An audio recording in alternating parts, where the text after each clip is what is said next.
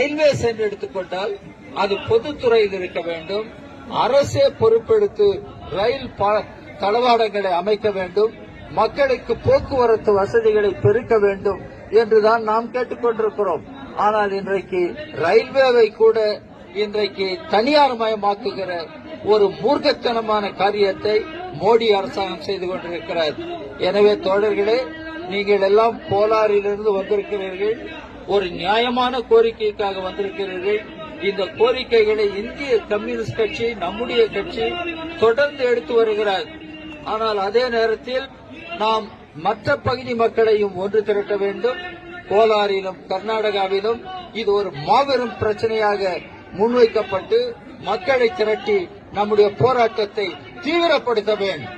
டெல்லி தலைநகரத்தில் பாராளுமன்றத்தில் நம்முடைய குரல் எழும்ப இருக்கிறார். நம்முடைய பாராளுமன்ற உறுப்பினர்கள் டெல்லியில் பாராளுமன்றத்தில் இந்த பிரச்சனையை முன்வைப்பார்கள். அதே போல பாராளுமன்றத்துறை அமைச்சர் தான் இன்றைக்கு சுரங்கத்துறை அமைச்சராகவும் இருக்கிறார், பிரகலாத் ஜோஷி.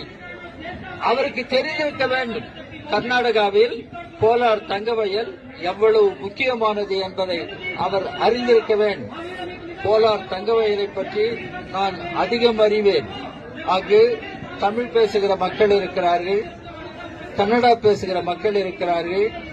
இன்னும் சொல்ல போனால் தலித் மக்கள், இன்றைக்கு ஒடுக்கப்பட்ட மக்கள்.